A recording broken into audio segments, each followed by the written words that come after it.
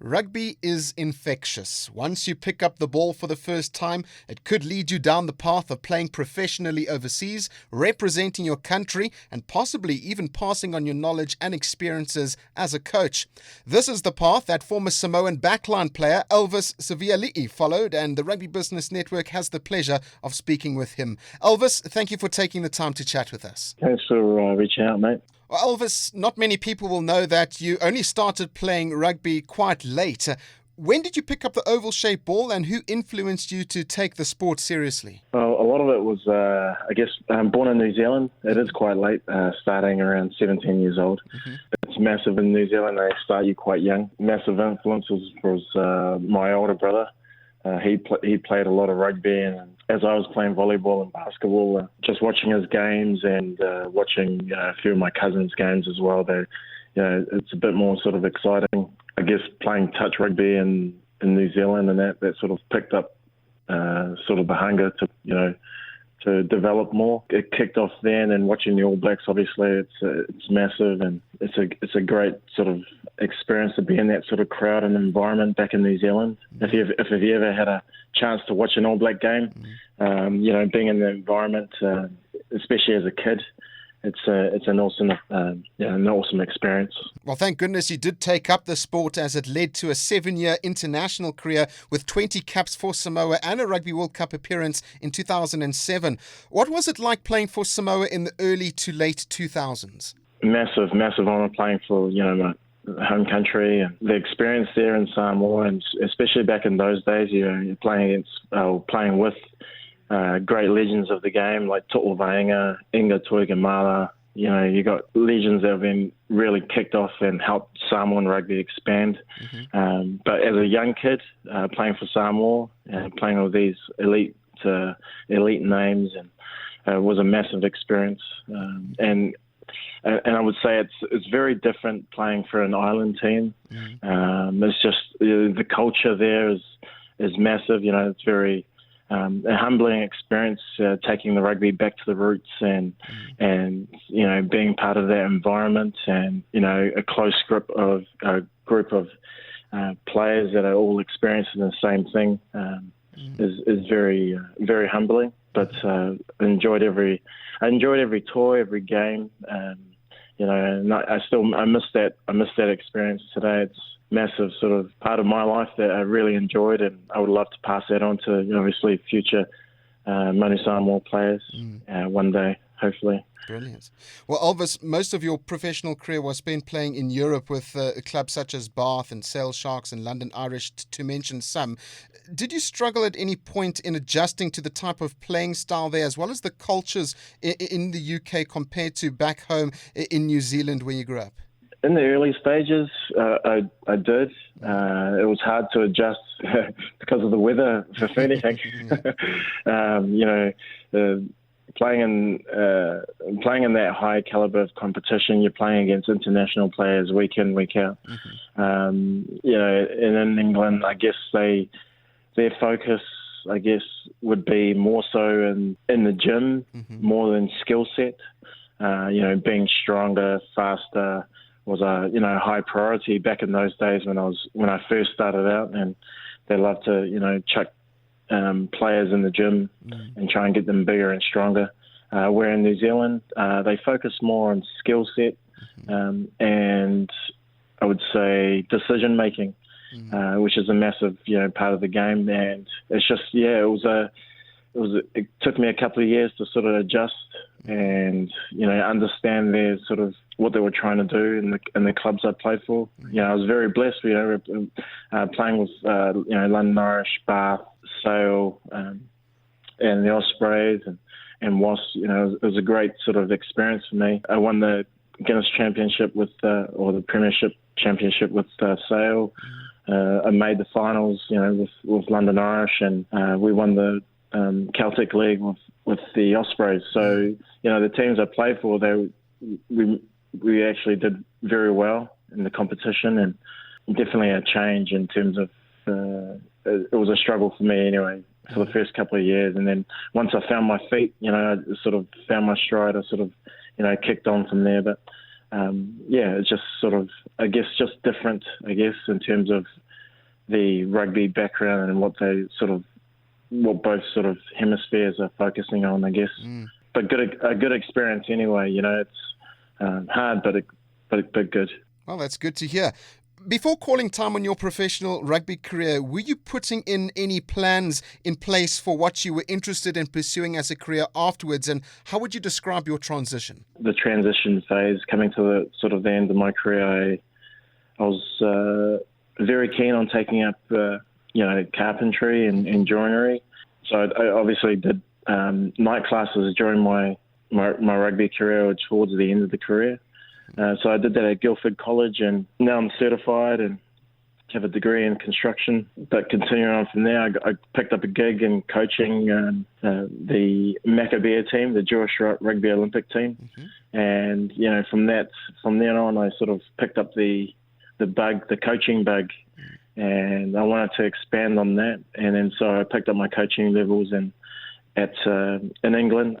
And then from there, I sort of picked up my gigs after that. But that's when I truly fell in love with, obviously, the coaching side of things. I never sort of considered myself as a coach, but until I sort of got a taste for it, I just wanted to sort of improve on it. And, having the knowledge and experience that I have throughout the 15 years of, professional rugby, I wanted to sort of, give back to the game that offered, that showed me so much. So, I just wanted to share those experiences and hopefully help develop the youth and, just give them a taste of what it is, obviously, to be in an awesome rugby environment and team culture, and how it could sort of develop you, not just as a player, but also as a person as well. I haven't looked back since I've started coaching, so it's been great. Well, that decision led you down the path of becoming the founder and owner of You Belong Rugby, which aims to develop, enhance and progress rugby players using the sport's core values to shape their lives. For how long has your company been in operation? Where are you based, and what services do you provide? So we're based out here in California, in Orange County. We've been running since 2014. And, we're a program that sort of helps develop the youth, not only physically, but mentally as well. I deal with tactical, technical, and physical and mentally. As a coach, we try and help kids develop here. Rugby is quite a new, still in the sort of teething stages here in the US, and especially at the youth level. And we're trying to the program sort of helps them, direct them in the right path. We're connected with other programs across the globe, where we can sort of shadow them or path them all the way to higher honours, or I would say higher levels of rugby, and as well as opportunities to go through scholarship and just experience a different way of life outside of the US. I guess, like I said, it's only teething stages here, and they've got a long way to go here in the US, but hopefully You Belong Rugby will help direct those kids who are very keen to play and very passionate to push on in terms of their rugby career. That's wonderful. But Elvis, I'm sure you've experienced some difficulties while setting up your rugby coaching company. Can you mention some of them? Massive, I guess, would be finding the right people to obviously connect with. That in alone is just an experience. You guess you have to try and get yourself out there as much as possible and read into the people's agendas as quickly as possible to see if they could sort of help you and if you can help them. Here, especially in the US, because it's only so new. I mean, compared to South Africa, New Zealand, and England and Australia, the rugby community is very tight, and there's always an open door for anybody. That's what I love about the game. Where here in the US, it's so overshadowed by other sports, other major sports here, that they don't understand the culture yet here in the States. Well, there's obviously a small majority that do, but there's still, a few 100 million here that obviously need to sort of catch up on it and understand it first, and then how they could sort of help develop it. There's so many small pockets here of rugby in the US, but they're all doing their own thing. It's all, what can I get from it, instead of how can I help it grow. And that alone, it's quite difficult to start up a program here, because I think Americans sometimes feel like they're sort of getting overtaken by foreigners who have a bit more experience than they do, and then they feel a little bit threatened, and so they push back a bit. Where the majority, obviously, of the foreigners that I know of, they genuinely want to build this game here in the US. They genuinely want to help. So we find it quite tough in that respects. But besides that, there's a lot of people here in the States that are pushing for this game to go obviously professional. But then it alone, it causes a lot of issues itself. But especially if you haven't sort of grown it at the right level, especially here at the grassroots. They've got a massive issue here in terms of, getting, good values and good habits drilled into the kids, and especially skill development and rugby IQ. But that's just comes in the time, and with the right people in the right places, the US is going to be, a team to be threatened by for the future, without a doubt. Yeah, most definitely. Elvis, what would you say it takes to become an elite rugby coach and personal trainer like yourself, as not all professional rugby players have the ability to move on and become coaches after they retire? You've got to have a purpose. There must be a purpose why you're going to do it. I mean, if you don't have a purpose in anything, especially in life, you fail to have a drive. And then without that drive, there's no sustainable drive after that. So for me personally, my purpose, to become a coach and obviously pass on the knowledge and experience is my love for the game, but also for my family. These things that I coach these kids, I actually transfer those values and cores into my normal everyday life with my family. So what I do is I live by these, I don't sort of come home and I'm a different person. I live by what I coach, and, that's a massive my family and the love of the game and how much it's given back to me is my purpose. Being an elite coach and is always be willing to learn, always have an open door. You don't have to take everything in. You may not, but there's bits and pieces that every coach and every day, regardless of what level, the best coaches in the world don't have all the answers. If you're willing to learn every single day, and it doesn't have to be from rugby, but just learning to be better, it goes a long way. Absolutely. Elvis, you could have had the opportunity to go back home and coach in Samoa or New Zealand. You could have even stayed in the United Kingdom and coached there. Why did you decide to go to America? After obviously picking up the coaching bug, I had to make a decision in terms of where would the next boom be for rugby, and knowing that it was obviously going into Olympic sports, a few years ago when I was about to make the decision about moving over, I chose obviously the States because, one, their obviously athletic background in terms of how they build their athletes here, and rugby was kicking off. I chose here because there was other places like Germany and China that I could have went to, and obviously stayed in England to obviously and build the program. But I guess the language barrier was another one as well in terms of speaking English. But yeah, I see that America is obviously the sleeping giants at the moment, and it's going to take some time. It's not a quick fix here. It's all about the process. If the USA Rugby can find the right people for the right places, they're going to have sustainable success here in the long term. That's exciting, and if I can be part of that, obviously, I'll jump at the opportunity there. But it's definitely an exciting place to be. I think, being here for the last 2 years, I guess I can see the development is heading in the right direction.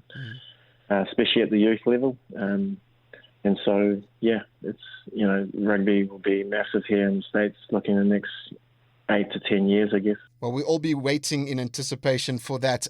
Elvis, is there any way the members of the Rugby Business Network could provide support to help You Belong Rugby grow? Yes, definitely, without a doubt. I guess sharing and going onto our website, going into obviously LinkedIn and sharing the connections, actually joining the connections and just putting the word out there, I guess. There's massive social media here in terms of the rugby. And a lot of the rugby community are on social media, so if they can share You Belong Rugby on all the social media through Facebook, Twitter, Instagram, that's all on there. So that will be a massive help. And, just keep an eye out if they are looking for coaching experience in terms of growing their program. I'll be glad to sort of work with any organisation, with any schools, universities. I'd be very happy to sort of help them progress in any way possible. Brilliant. Finally, Elvis, you are also part of the 100 World Legends charity project.